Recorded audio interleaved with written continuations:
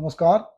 गांधी जयंती के अवसर पर ये जरूरी है कि हम गांधी को उस तरह से याद करें जिस तरह से गांधी ने पूरे देश में एक नई धारा, एक अहिंसा का एक नया पाठ जो है गांधी जी ने पढ़ाया और गांधी जी ने ग्राम स्वराज की अवधारणा को मजबूत किया। हम ये देखते हैं कि हाड़ मास का एक ऐसा व्यक्ति जो पूरी दुनिया में छा गया और पूरी दुनिया में महात्मा गांधी को लोग याद करते हैं। ये अलग बात है कि सोशल मीडिया के दौर में बहुत सारे लोग गांधी को लेकर तरह तरह की बातचीत करते हैं, मीम बनाते हैं और ये कोशिश करने की कोशिश करते हैं कि गांधी जो है इस देश में विभाजन के लिए जिम्मेदार है। अब सवाल ये है कि ये जो गांधी है, महात्मा गांधी, जिनको कि कोई राष्ट्रपिता कहता है, कोई बापू कहता है और कोई महात्मा कहता है, तो ये ऐसी क्या बात है कि हम आज बैठकर महात्मा गांधी को याद कर रहे हैं। दरअसल उनकी जयंती वो अपनी जगह है, पर मुझे लगता है कि जब भी कोई व्यक्ति हिंदुस्तान आता है तो राजघाट जरूर जाता है और गांधी की प्रतिमा के सामने शीश नवाता है। मेरे बहुत से मिलने जुलने वाले व्हाट्सएप यूनिवर्सिटी से के ज्ञान से लबरेज और गांधी फिल्म के बाद लोग कह रहे हैं कि गांधी को ज्यादा जानने की सोच रखने वाले शायद यह नहीं जान पाएंगे कि गांधी कब महात्मा बन गए, कब बापू बन गए और कब लोग उन्हें राष्ट्रपिता कहने लगे। हम आज जोर शोर से 2047 का विकसित भारत बनाने की बात कर रहे हैं, पर क्या यह स्वतंत्र भारत गांधी जी की कल्पना का भारत है? गांधी जी का कहना था कि स्वतंत्रता का इतना ही अर्थ है कि हम किसी से भी ना डरकर जो हमारे दिल में हो वही बात कहें और वही करें। जो लोग स्वतंत्रता की अपेक्षा सुरक्षा को अधिक पसंद करते हैं उन्हें जीने का कोई अधिकार नहीं है, ये गांधी जी कहते थे। हम आज गांधी दर्शन को जब पढ़ते हैं और गांधी जी को पूरी तरह से सुनना चाहते हैं, देखते हैं, तो हमको लगता है कि बहुत ही अद्भुत प्रतिभाशाली व्यक्ति थे जिनको हजारों हजार साल लोग याद रखेंगे। बहुत सारे लोग पाकिस्तान बनाने के लिए गांधी जी को पानी पी पी कर कोसते हैं। कुछ लोग उन्हें शहीद भगत सिंह की शहादत, तो कोई नेताजी सुभाष चंद्र बोस से उनके विचारों की भिन्नता, तो कोई सरदार पटेल से जवाहरलाल नेहरू को ज्यादा महत्व देने की बात करते हैं। संदर्भ वर्ष कुछ प्रसंग हैं जिन्हें भी पढ़ा जाना चाहिए और मुझे लगता है कि जब हम किसी भी लीजेंड पे बात करें तो हमको ये संदर्भ से देखना चाहिए कि उस समय की तात्कालिक परिस्थिति क्या थी, अगर हम वहां होते तो हम क्या करते और उन्होंने क्या किया और उस समय के बाकी नेता वहां क्या कर रहे थे।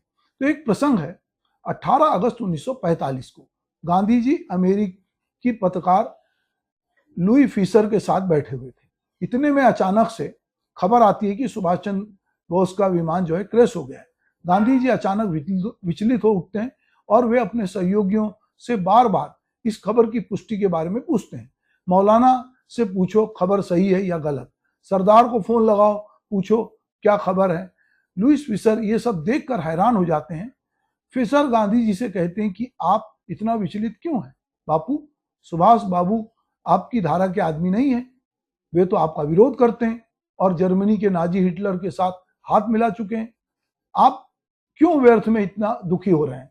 गांधी जी ने फिशर को पलट कर जवाब दिया, मिस्टर फिशर, सुभाष बाबू जैसा कोई दूसरा देशभक्त मुझे लाकर दिखाओ। ये थी गांधी और सुभाष की एक दूसरे के प्रति राय। और महात्मा गांधी को चंपारण आंदोलन के बाद बापू के नाम से संबोधित किया गया और वहीं नेताजी सुभाष चंद्र बोस ने अंग्रेजों के खिलाफ लड़ाई के लिए महात्मा गांधी को राष्ट्रपिता के रूप में संबोधित कर आशीर्वाद मांगा। नेताजी ने सिंगापुर से रेडियो पर अपने संबोधन में जो कहा वो भी एक सुनने लायक बात है कि हम अपनी कोशिशों की बदौलत अगर स्वतंत्रता हासिल करते हैं तो हमसे ज्यादा खुश कोई नहीं होगा। ब्रिटिश सरकार पर आपके भारत छोड़ो आंदोलन का जबरदस्त असर पड़ा है। हम इस धारणा पर आगे बढ़ रहे हैं कि बिना संघर्ष के दोनों में से कोई एक कार्य संभव नहीं था। भारत की मुक्ति के लिए इस पवित्र युद्ध में हमारे राष्ट्रपिता, हम आपका आशीर्वाद और शुभकामनाएं मांगते हैं। ये नेताजी सुभाष चंद्र बोस के उद्गार हैं जो उन्होंने आजाद हिंद रेडियो पर सिंगापुर से कहा था। गांधी दर्शन किताब में गांधी प्रतिष्ठान के अध्यक्ष कुमार प्रशांत लिखते हैं कि गांधी जी हर व्यक्ति के साथ अपना जुड़ाव महसूस करते थे। उनमें गजब का लचीलापन था, पर एक जगह आकर वे कठोर भी थे जहां कोई उनकी आस्था और को बदलने की कोशिश करे। इसलिए आस्था और मूल्यों को बदलने के मुद्दे पर गांधी जी पहाड़ की तरह अडिग दिखाई देते थे। हम जब गांधी जी की बात कर रहे हैं तो आज गांधी जी जो लोग हैं, गांधी जी से जो लोग इत्तेफाक नहीं रखते या गांधी की विचारधारा से सहमत नहीं है, तो गांधी लोगों से न केवल इस प्रकार के व्यवहार नहीं करते थे कि वे किसी समुदाय के सदस्य, बल्कि उनके साथ काम करने वालों का भी यह कहना है कि वे हर किसी से, हर व्यक्ति के रूप में रिश्ता कायम करते थे। हर व्यक्ति अलग है, उसकी जरूरतें अलग अलग हैं और वे उन जरूरतों का ख्याल रखते, वे इसकी उपयोगिता को समझते थे। अपने खुद के आग्रहों को छोड़ते हुए वे आश्रम में रहने आए बहुत से लोगों से कहते थे कि तुम यह करो, हालांकि आश्रम का नियम यह है और आश्रम वाले इस बात को कभी नहीं समझेंगे, लेकिन तुम अपना ख्याल छोड़ना मत। व्यक्ति की बुनियाद मानने की उनकी यह सोच जो है गांधी के चिंतन की बुनियाद है। यही वजह है कि जो गांधी मांसाहार नहीं करते थे, जो गांधी शराब नहीं पीते थे, जो नशा नहीं करते थे, कई बार उन्होंने जो बाहर से लोग आए उनको इस बात की इजाजत दी और ये वो जानते थे। एक बड़ा रोचक प्रसंग है, 11 जनवरी 1948 को दिल्ली के कुछ अल्पसंख्यक समुदाय के लोग गांधी जी से मिलने बिड़ला हाउस पहुंचते हैं। ये वही बिड़ला हाउस है जहां बाद में गांधी की गोडसे ने हत्या की।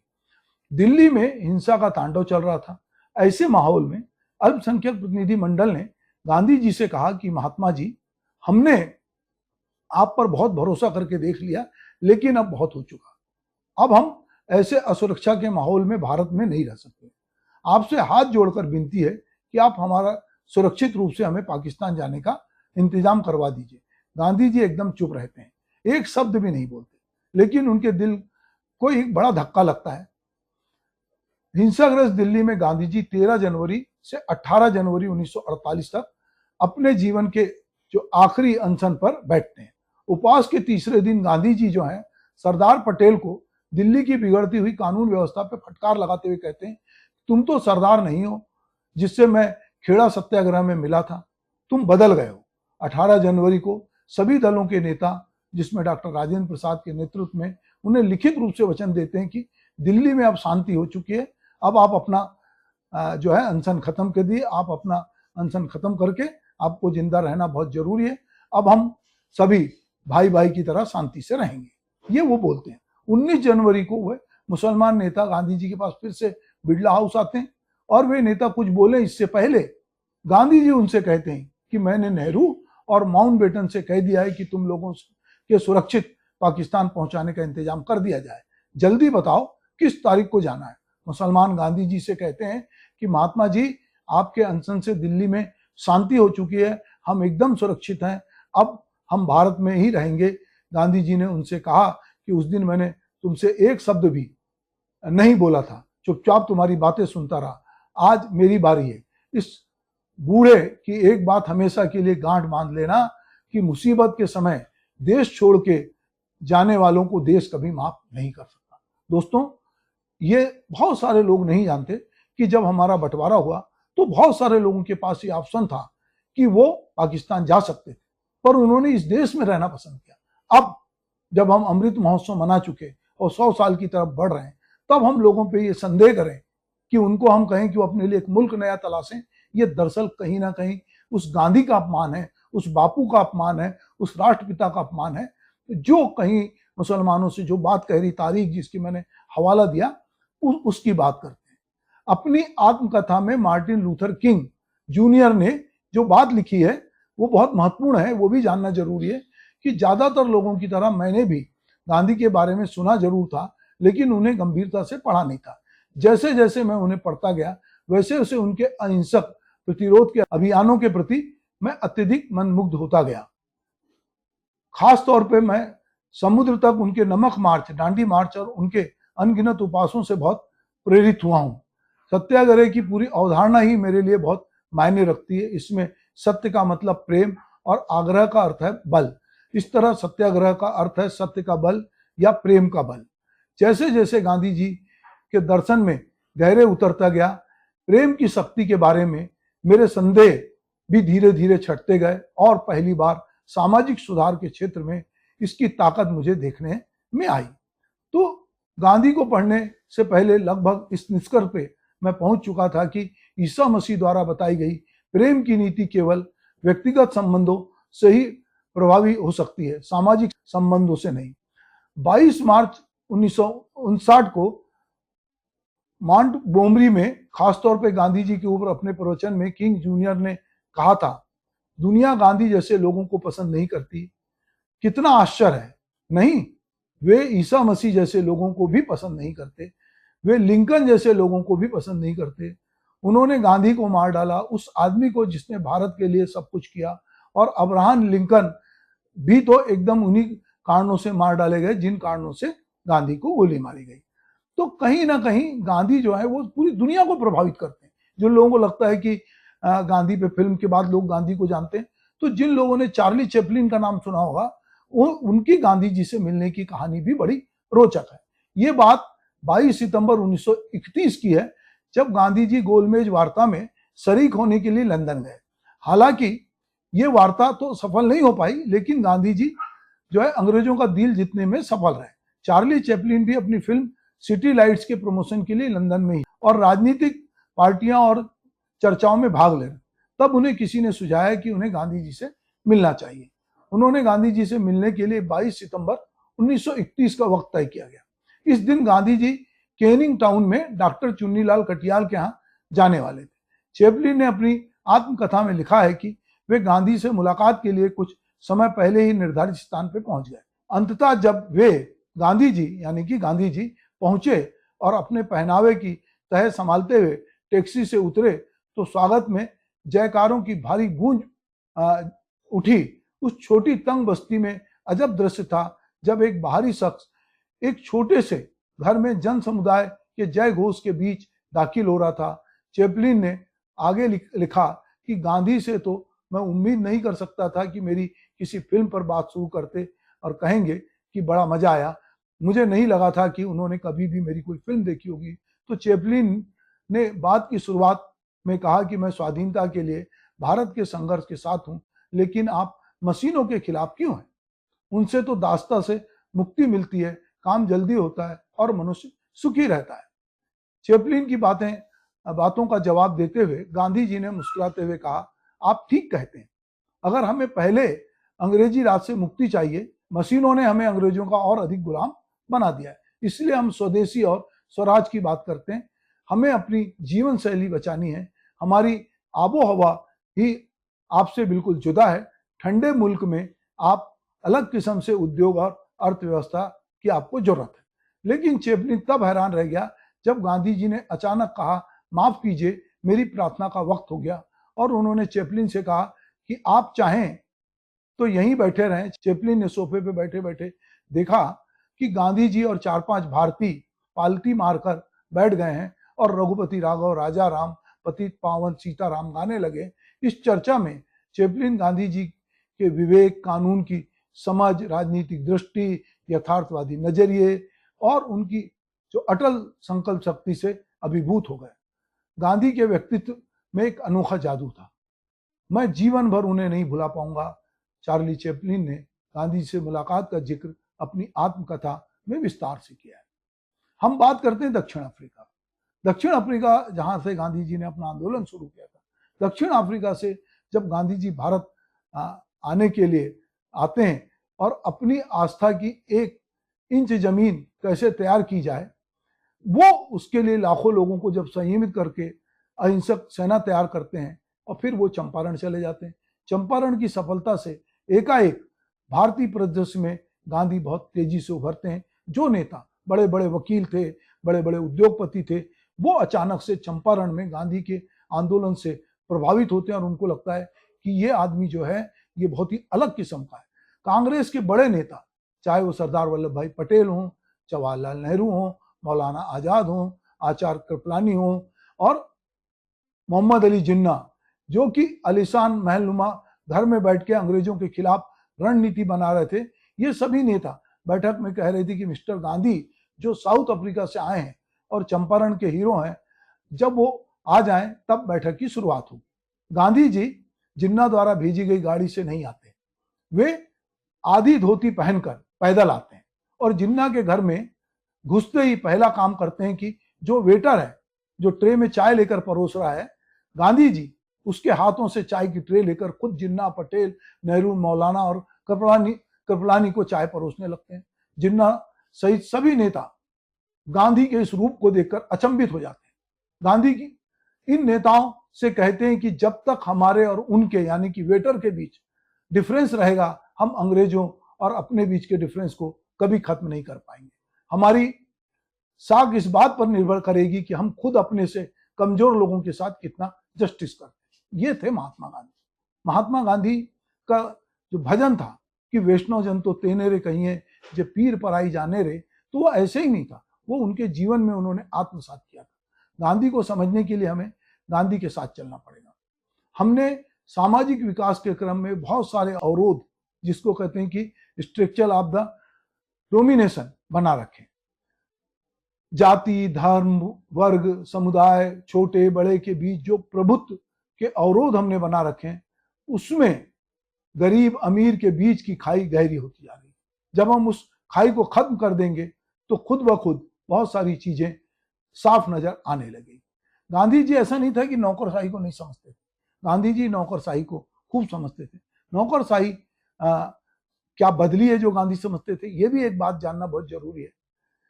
गांधी कहते हैं कि मेरा यह स्वभाव नहीं है कि मैं मनुष्य को दुराचारी मानूं, लेकिन मेरे सामने नौकरशाही के दुराचार के इतने प्रमाण उपस्थित हैं कि मैं मानता हूं कि वह अपना लक्ष्य सिद्ध करने के लिए कुछ भी कर सकती है। मैं शब्दशाह सच कह रहा हूं कि चंपारण जाने से पहले चंपारण के किसानों के खिलाफ की गई बर्बरता की जो कहानी कही जाती थी, उस पर मुझे जरा भी विश्वास नहीं होता था। लेकिन जब मैं वहां गया तो स्थिति को जितना बताया गया था उससे भी स्थिति बदतर पाई। मैं यह कतई नहीं मान सकता कि बिल्कुल निर्दोष लोगों को उस तरह से बिना चेतावनी के नरसिंहपुर तरीके से मौत के घाट उतार दिया गया। ये गांधी जी कहते हैं। गांधी जी कहते हैं कि मैं नहीं मान सकता कि आदमी के पेट के बल रेंगने को मजबूर किया जा सकता है, लेकिन पंजाब पहुंचकर मैंने आतंकित मन से देखा कि जो कुछ मुझे बताया गया उससे भी बुरी स्थिति है, और सब कहने को तो शांति और सुव्यवस्था के नाम पर किया गया, लेकिन वास्तव में इसका उद्देश्य ये बिल्कुल अलग था। ये जो है कहीं ना कहीं झूठी प्रतिष्ठा, एक झूठी प्रणाली और एक अस्वाभाविक व्यापार व्यवसाय को कायम रखना है।